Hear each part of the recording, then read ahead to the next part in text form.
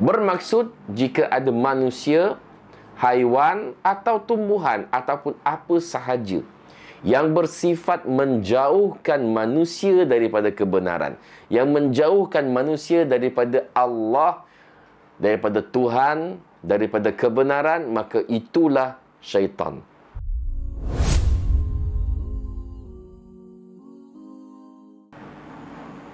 Assalamualaikum warahmatullahi wabarakatuh. Alhamdulillah wassalatu wassalamu ala Rasulillah wa ba'du.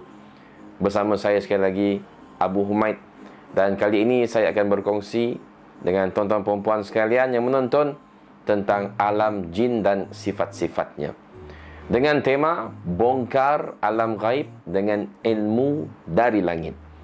Bermaksud kita belajar tentang alam gaib, khasnya tentang alam jin dan syaitan, dengan petunjuk wahyu daripada Allah Subhanahu wa ta'ala. Apakah maksud jin?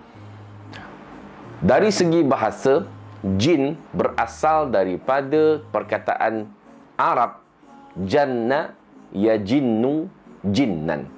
Janna yajinnu jinnan bermaksud sesuatu yang tersembunyi, yang terhalang dan yang tertutup. Maka daripada perkataan yang sama, iaitu janna yajinnu ini, terhasillah perkataan janin, iaitu embrio di dalam rahim ibu. Ia disebut janin. Sama maksud dengan jin kerana ia bersifat tersembunyi daripada pandangan mata orang. Manakala syaitan pula, dari segi bahasa, ia adalah bermaksud syatana. Syatana ini bermaksud yang menjauhkan sesuatu daripada sesuatu. Dikatakan syaitan kerana ia menjauhkan manusia daripada kebenaran. Dan syaitan boleh jadi daripada kalangan jin, manusia, haiwan, hatta tumbuh-tumbuhan sekalipun. Bermaksud jika ada manusia, haiwan atau tumbuhan ataupun apa sahaja yang bersifat menjauhkan manusia daripada kebenaran, yang menjauhkan manusia daripada Allah, daripada Tuhan, daripada kebenaran, maka itulah syaitan. Dengan ini, jin adalah satu makhluk yang mana secara zahir mereka itu tersembunyi daripada pandangan mata manusia. Sebab itu dalam Al-Quran Allah kata, innahu yarakum huwa wa qabiluhu min haitsu la tarawnahum. Yang bermaksud sesungguhnya dia, iaitu iblis, dan kabilahnya, kuncu-kuncunya, pengikut-pengikutnya boleh melihat kamu, iaitu yarakum, melihat engkau, iaitu manusia, min haitsu la tarawnahum, daripada jalan ataupun daripada arah yang mana kita tak boleh nampak mereka. Bermaksud mereka, iaitu jin, boleh melihat manusia daripada satu tempat ataupun dengan satu cara yang hanya Allah Ta'ala yang tahu, dan manakala kita pula manusia tidak boleh melihat mereka.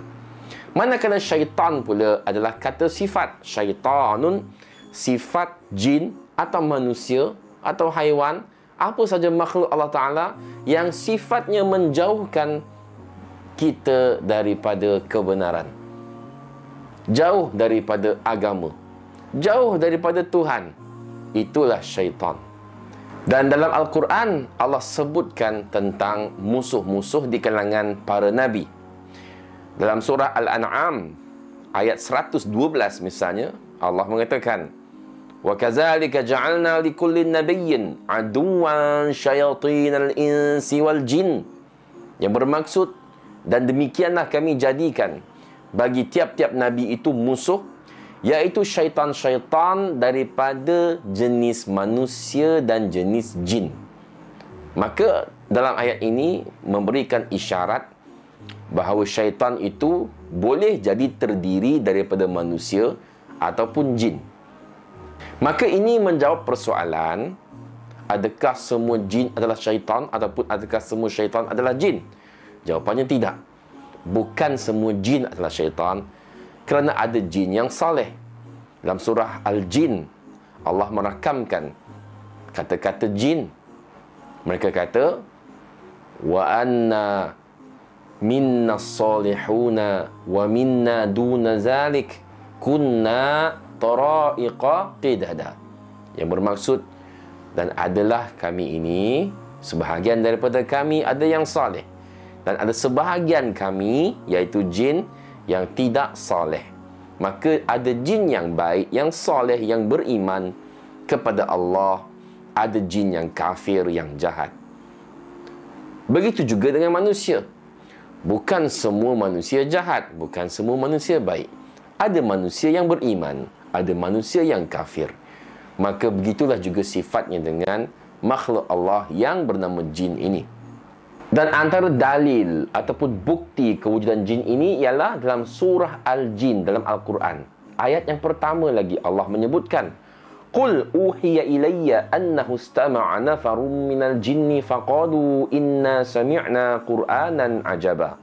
Yang bermaksud, katakanlah, yakni wahai Muhammad, telah diwahyukan kepadaku bahawa sesungguhnya satu rombongan jin telah mendengarkan Al-Quran yang aku bacakan.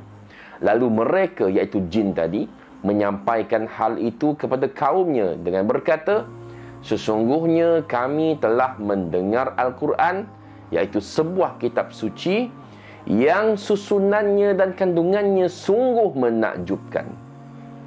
Masya Allah. Jin dengar Al-Quran yang dibacakan oleh Rasulullah SAW dan mereka berasa takjub. Dan dalam surah Ar-Rahman ayat 15, Allah SWT kata apa? Wa khalaqal janna min marijin min nar. Yang bermaksud, dan dia telah menciptakan jin dari lidah api yang menjulang-julang. Maka dalam Al-Quran banyak ayat yang menunjukkan bahawa jin ini betul-betul wujud, bukan mitos, bukan dongeng. Manakala dalam hadis Nabi SAW pula, misalnya satu hadis yang diriwayatkan daripada Aisyah radhiyallahu anha, bahawa Nabi SAW telah bersabda, khuliqatil malaikatu min nur wa khuliqal jannu min marijin min nar wa khuliqa Adam mimma usifa lakum. Hadis riwayat Muslim yang bermaksud, malaikat diciptakan daripada cahaya. Jan ataupun jin ini diciptakan daripada marij, iaitu nyalaan daripada api. Dan Adam pula diciptakan daripada apa yang telah disifatkan kepada kamu, iaitu daripada tanah. Syekh Muhammad Fuad Abdul Baqi pula mensyarahkan bahawa Al-Marij, iaitu marijim min nar, yang disebutkan oleh Allah dalam surah Ar-Rahman tadi, bermaksud kemuncak api yang bercampur dengan bahagian api yang hitam. Dan ada satu hadis yang panjang yang menunjukkan bahawa Rasulullah SAW pernah bertemu dengan bangsa jin dan pernah berdakwah kepada mereka, iaitu hadis daripada Amir yang mengatakan bahawa aku telah bertanya kepada Alqamah, adakah Ibnu Mas'ud menyaksikan peristiwa malam jin, iaitu peristiwa jin mendengar bacaan Rasulullah SAW tadi. Kata Alqamah, aku telah bertanya kepada Ibnu Mas'ud, iaitu sahabat Nabi SAW radhiyallahu anhu, adakah salah seorang daripada kamu bersama-sama dengan Rasulullah pada malam jin?